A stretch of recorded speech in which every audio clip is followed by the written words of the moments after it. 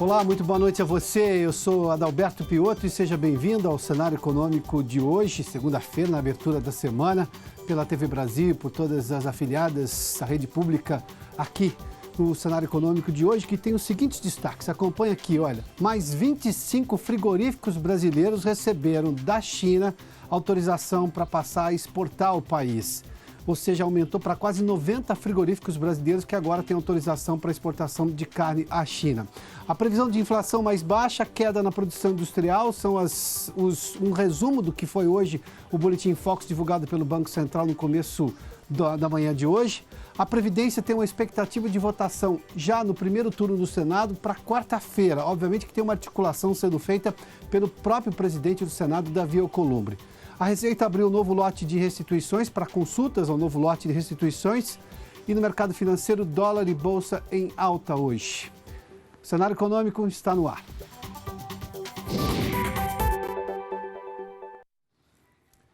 Seja bem-vindo uma vez mais ao Cenário Econômico. Você pode participar do programa acompanhando pelas redes sociais, o canal da TV Brasil no YouTube e também a página TV Brasil no Facebook. Por lá você pode enviar, inclusive, seus comentários e suas perguntas, que a gente, na medida do possível, aqui comenta e responde ao que você tem de dúvida no mercado financeiro. Nós temos tido aqui dias importantes na economia do país, com divulgação de PIB recentemente, previsão, evidentemente, nós estamos em setembro, nós temos uma outra reunião do Comitê de Política Monetária também esse mês, a gente vai falar disso daqui a pouquinho também, porque o mercado está prevendo, por exemplo, a taxa Selic até o final do ano em 5%, ou seja, uma queda no valor atual. A gente fala disso daqui a pouquinho. Vamos falar sobre a reforma da Previdência, o assunto praticamente do ano todo, depois da votação na Câmara, já se votou na Comissão de Constituição e Justiça também do Senado.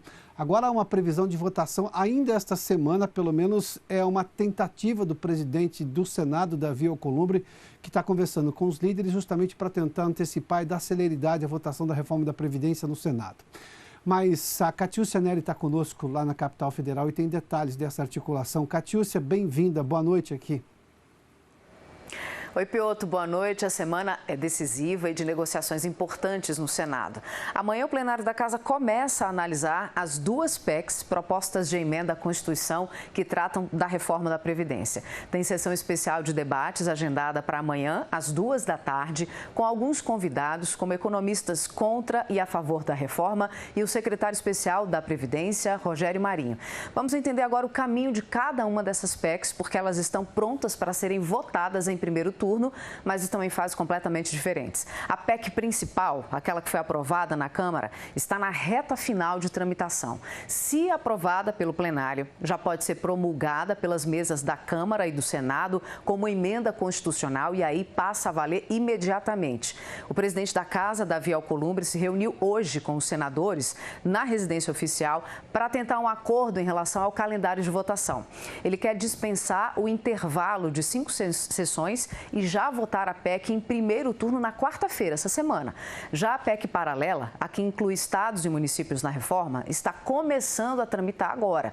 Ela só será votada em primeiro turno no plenário, onde deve receber emendas, sugestões de alterações no texto. Se isso acontecer, o que é bem improvável, ela volta para a Comissão de Constituição e Justiça, que vai analisar essas emendas. Depois disso, enfrenta mais um turno de votação no plenário. Se aprovada, segue para a Câmara dos Deputados, onde acontecem mais 2 turnos de votação, ou seja, tem um caminho ainda bem longo pela frente essa PEC paralela. Mas o fato é que estamos vendo as duas PECs avançarem no Congresso.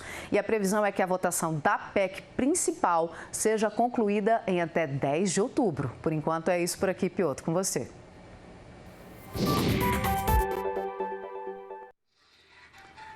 Muito obrigado, Catiúcia. Bom, aquela PEC paralela que Catiúcia fez menção, é sempre bom a gente reforçar, é a proposta que se tinha lá atrás na Câmara de se incluir estados e municípios, a parte principal dessa PEC paralela. E como não houve acordo de se incluir isso nessa proposta maior de reforma da Previdência, que já está mais avançada, que depende agora só de votação em 2 turnos no Senado para depois ir à sanção presidencial, como não houve acordo, Aí o próprio senador Tasso Gereissati disse que apresentaria uma proposta de emenda à Constituição paralela no Senado, que daí, claro, como sai do Senado, tem que passar pela Câmara também. No caso da reforma principal, ou seja, do texto principal, já passou pela Câmara, depende apenas do Senado. E como não foi proposta até o momento nenhuma mudança significativa na proposta da Câmara, ou seja, uma vez aprovada no Senado, vai à sanção presidencial.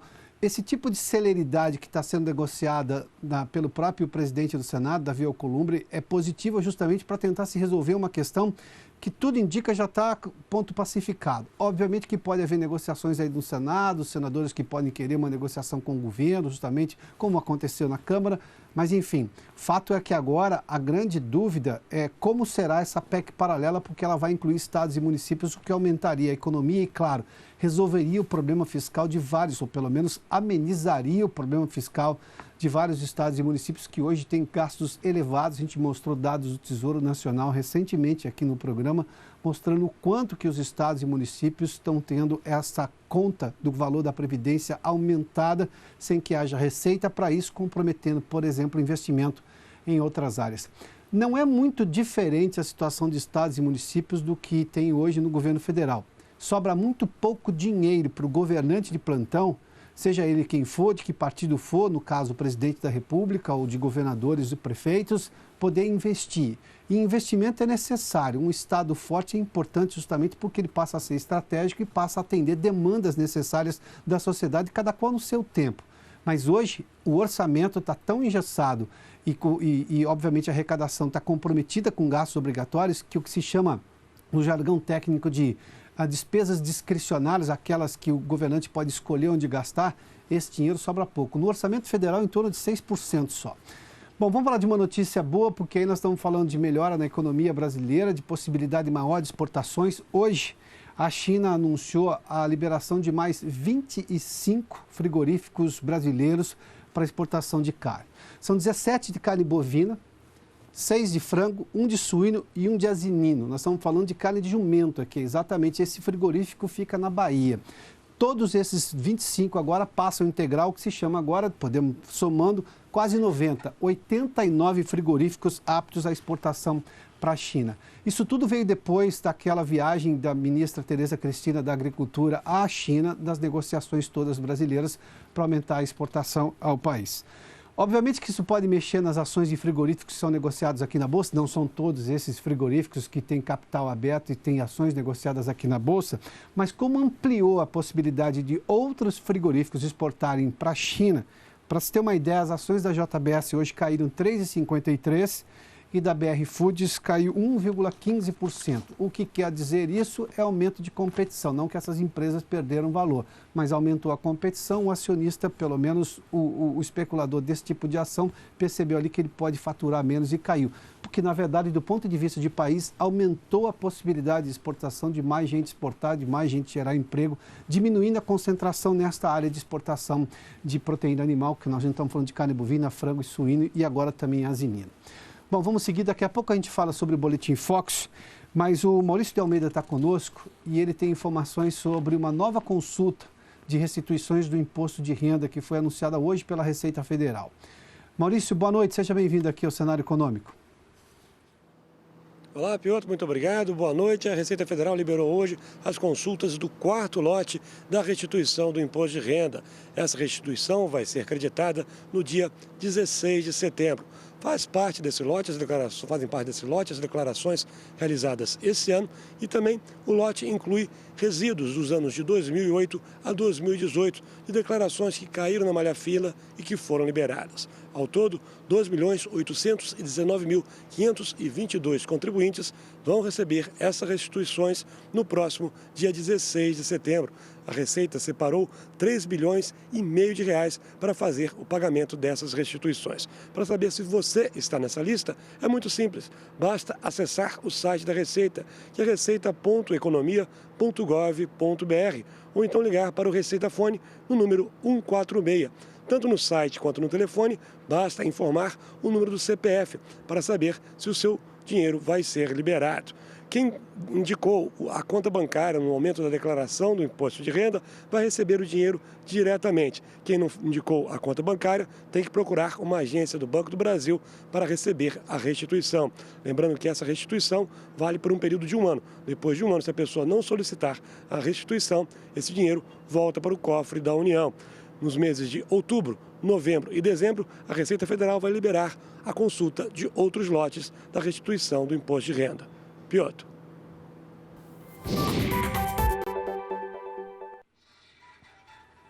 Muito obrigado, Maurício. Vamos dar uma olhadinha no que aconteceu hoje na divulgação do Boletim Focus do Banco Central.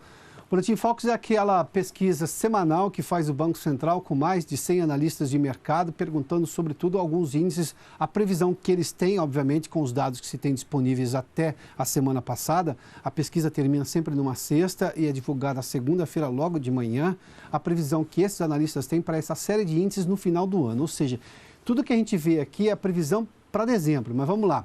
O IPCA, por exemplo, da inflação oficial do país era de 1,67, ou melhor, de 3,67 ao mês, 3,57, caiu um pouquinho mais, 3,54%. Na semana passada a gente divulgou aqui a inflação oficial, o que mostrou justamente um arrefecimento, né? O câmbio, por exemplo, 3,75, a gente tem visto uma pressão no dólar, agora subiu de 3,85 na semana passada para R$ 3,87. Agora, em setembro, a gente tem uma nova reunião do Comitê de Política Monetária do Banco Central, que vai discutir a taxa Selic, e está aqui, olha, a previsão é de 5% até o final do ano, atualmente está em 6%, ou seja, está se prevendo novos cortes da taxa básica de juros aqui no país. A meta de inflação, eu só fiz aqui em relação à inflação, é 3,54%, a meta da inflação que se tem agora, o centro da meta é de 4,25%, ou seja, tudo indica que vai ficar bem abaixo, pelo menos nessas previsões aqui. Agora, tem dois dados que chamam bastante atenção aqui quando a gente vê a divulgação do Boletim Focus de hoje. O PIB manteve a mesma projeção da semana passada, 0,87 crescimento, 0,87 agora também, no que nós divulgamos na segunda da semana passada e agora. Agora, tem um dado que chama atenção, que é a produção industrial. E a gente vê que tem um decréscimo muito grande aqui, de 0,19 para 0,08 na semana passada. E agora, esse 0,29 é negativo, ou seja, no jargão dos economistas é crescimento negativo. A semântica não permite essa expressão crescimento negativo. Ou seja, isso aqui é um encolhimento da indústria nesse ano. Ela vai resultar menor do que foi, por exemplo, em dezembro do ano passado, quando a gente fala de produção industrial. 0,29 negativo é encolhimento da indústria, ou seja, é um dado extremamente negativo, embora a gente vai continuar acompanhando isso aqui. Aliás, a gente vai falar do setor industrial hoje, porque há indústrias, produção industrial, dependendo do setor, ou seja, mas pelo menos nessa visão aqui, o Boletim Focus tem se mostrado extremamente negativo e pessimista em relação à produção industrial no país. Agora, a se manter o crescimento da economia geral no PIB aqui, isso aqui tem que ser compensado em algum lugar, no setor de serviços, no consumo das famílias, em algum lugar, porque a indústria tem peso na formação do PIB, manufaturado, sobretudo, enfim. Mas a gente está vendo aqui um recuo em relação a isso. Vamos dar uma olhadinha agora dos números do mercado financeiro. A gente viu aqui que o Ibovespa subiu 0,24% a 103.180 pontos, foi a 104 de máxima hoje. Se a gente olhar as ações aqui, Itaú subiu, Vale também subiu. Vale, por exemplo, contribui com produção industrial, né? Bradesco, 0,98% de alta, a Petrobras com 1,66% e a B3 com uma queda hoje de 4,97%. Vamos dar uma olhadinha aqui para entender um pouquinho de porquê desse comportamento aqui. Eu falei de JBS e BR Foods, embora não tenha um peso muito grande no Ibovespa, obviamente que os números negativos puxam para baixo. Mas o setor de varejo caiu bastante. Duas ações aqui negociadas que têm peso importante. Magazine Luiza caiu 5% e Via Varejo, que é Ponto Frio, para você ter uma ideia, Casas Bahia caiu 5%, ou que é Ponto Frio, né? Caiu 5,01%. Vamos lá, 5% e 5% de queda. Isso puxou. Nós estamos tendo a semana do consumidor, uma semana de uma Black Friday antecipada agora, e esse investidor está vendo agora com certo pessimismo o resultado dessas empresas, mas obviamente que ela vai até o final da semana, ainda a gente tem ainda vários dias. Mais de 3 mil lojas do país aderiram essa semana que foi promovida pelo governo federal. Vamos seguir aqui para a gente ver as bolsas internacionais. Nova York praticamente estável, mas um saldo negativo de 0,01, Nasdaq com 0,19 de queda, Xangai com 0,84, Londres com 0,64, Frankfurt com 0,28 de alta e Tóquio com 0,56. A China divulgou alguns números hoje, e claro, a gente está falando de guerra comercial, a importância da China é a segunda maior potência comercial do mundo. As exportações da China, para você ter uma ideia, caíram 1%. A projeção inicial era de uma alta de 2%, ou seja, o número veio negativo. Nas exportações chinesas para os Estados Unidos, elas caíram 16%. E as importações da China de produtos americanos caíram 22,4%. Ou seja, esse é um sinal claro de o quanto a guerra comercial traz problemas, tanto no que os Estados Unidos vendiam para a China, quanto no que a China vende para os Estados Unidos, vítima esses produtos todos, esses números todos do que a gente viu recentemente da troca, por exemplo, de alíquotas de importação dos dois países justamente nesta guerra comercial. E o superávit de julho também da China, da balança comercial, veio em 34 bi de superávit, era uma previsão muito maior de 45. Claro que isso arrefeceu os analistas todos e a gente viu aqui números mais negativos. Bom, vamos fazer um intervalo, daqui a pouco eu tenho algumas participações aqui, inclusive uma pergunta bem interessante, por que o dólar sobe aqui? Deixa eu me ver aqui, se eu já respondo logo depois do intervalo. Vamos, aqui a gente volta em instantes com o cenário econômico. Já de volta com o cenário econômico, eu tenho várias participações aqui dos nossos espectadores. A Nilza Miranda Santos, ela diz uma dúvida, como e por que o dólar aumenta? Olha, tem tanta coisa que faz o dólar ser pressionado, tanto para cima quanto para baixo. Hoje, especificamente, é simplesmente uma especulação, levando-se em conta que não se tem grandes números na economia e, claro, tem sempre aquela lógica de procurar proteção no dólar. Mas amanhã eu vou trazer um estudo mais de dólar explicando o porquê desse aumento recente que a gente viu aqui. A Aguinaldo Luiz Ferreira, qual é o peso das ações do Banco do Brasil na B3? Em torno de 3,5%, não, perdão, deixa eu só ver aqui que eu tenho esse dado anotado. 3,52%, ou seja, está bem abaixo do que a gente vê na Petrobras, que é quase de 10%, né? Por isso que não faz mais parte do peso pesado agora do Ibovespa. Bom, eu tenho aqui perguntas também em relação à inflação, de o porquê que a inflação está em queda nas previsões que a gente viu aqui do Boletim Focus, mas as pessoas reclamam que alguns produtos estão mais caros. Isso depende justamente de qual é a sua inflação em particular, mas eu vou reservar amanhã que eu vou mostrar alguns dados em relação a esses temas aqui. Eu convido você a acompanhar o cenário econômico amanhã para ser um pouco mais elucidativo em relação a questões que são um pouquinho mais complexas na economia.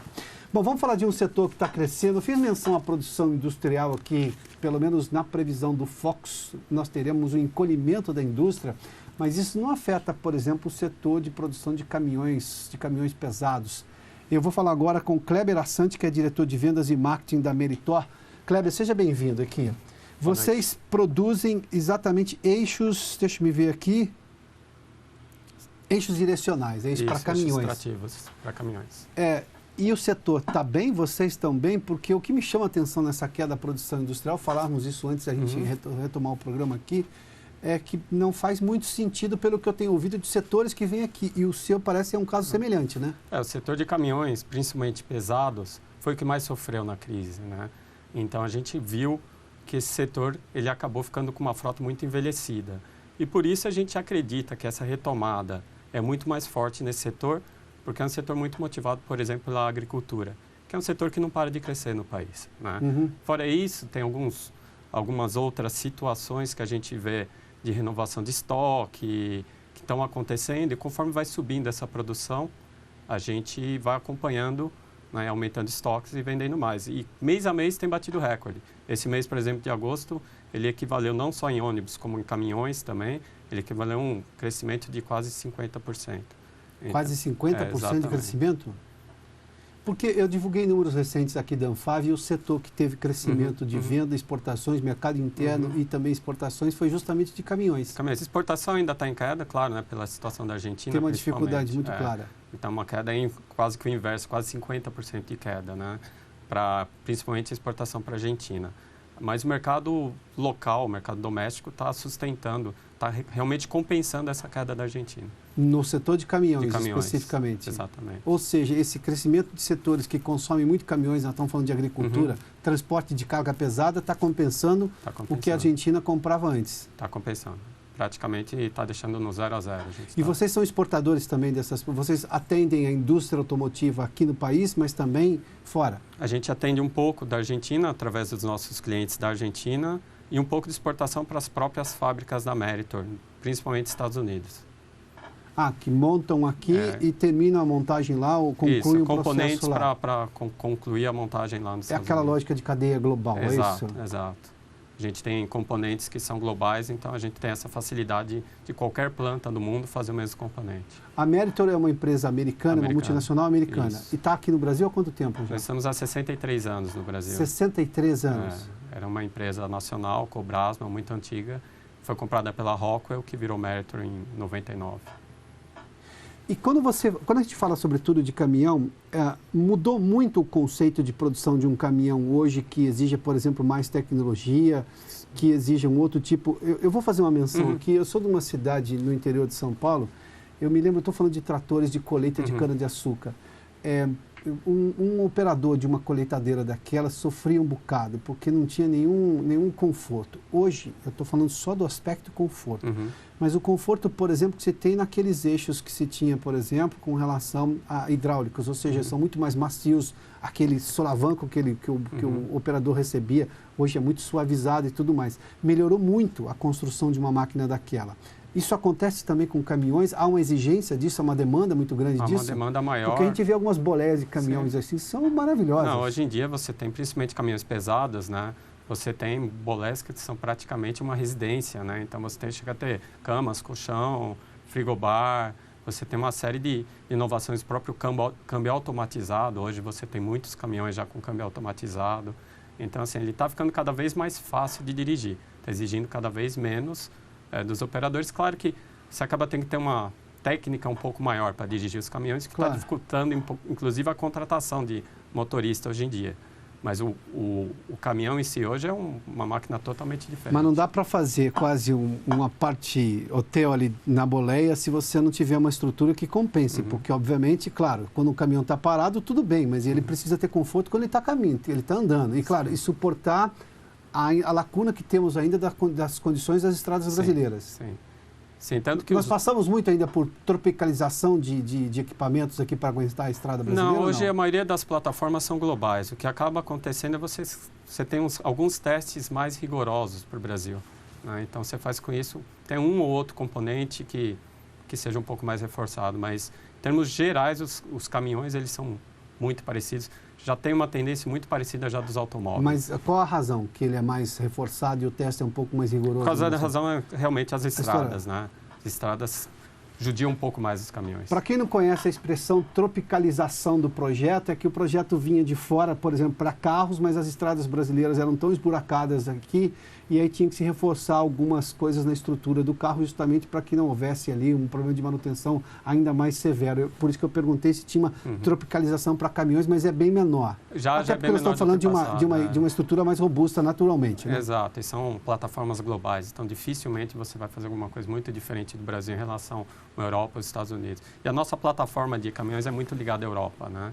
Então você imagina a diferença de Europa e Brasil, mas mesmo assim as montadoras tendem a ter caminhões globais, plataformas globais, principalmente na área de pesados. E qual é a perspectiva que vocês têm em relação, vocês que são exportadores para a Argentina, levando-se em conta a situação atual da Argentina, que não vai se resolver no curto nem no médio prazo? Eu diria que o impacto, infelizmente, já aconteceu, né? Então, como caiu demais a venda para a Argentina, seja direta ou seja através dos nossos clientes, a gente já sentiu esse ano. Como eu disse, graças a Deus, nesse ano a gente teve um bom mercado doméstico, principalmente na área de pesados. Então, como um compensou o outro, para a gente não está vendo como muito mais problemático o próximo ano. Se for pegar números de exportação desse ano, são muito baixos, né, em relação ao passado. Então, para a gente, o que a gente tinha que sofrer, a gente já sofreu esse ano. Para o ano que vem, se mantiver ou se tiver mais uma queda, não vai ser tão relevante, porque tudo que tinha para cair já caiu esse ano, né? Kleber, e vocês imaginam um crescimento para o ano que vem, levando-se em conta a projeção que se tem de melhora da economia, acima de 2% de crescimento do PIB no ano que vem? Sim, o que a gente está bem alinhado com a Anfavea, assim, de peças, né, que são as associações que a gente trabalha. A gente está falando de 5% a 7% de crescimento no ano que vem, também basicamente pelo mercado doméstico, né, o mercado brasileiro. A aposta é no mercado doméstico. No mercado doméstico. É uma parte disso é aumento da produção, mais uma vez, para aumentar um pouco o inventário, né? Que você vende mais, você precisa de mais inventário, e o outro é venda mesma real, que a gente está vislumbrando para o ano que vem. Kleber, obrigado pela gentileza da entrevista. Obrigado a você. Kleber Assante conversou conosco aqui no Cenário Econômico. Eu preciso, antes de encerrar, agradecer você pela participação pelas redes sociais e prometer, amanhã eu explico alguns dos temas: inflação, o porquê do dólar e também o peso aqui de algumas ações na B3. Bom, o Cenário Econômico de hoje termina aqui. Obrigado pela sua companhia, pela audiência. Boa noite a você. Até amanhã.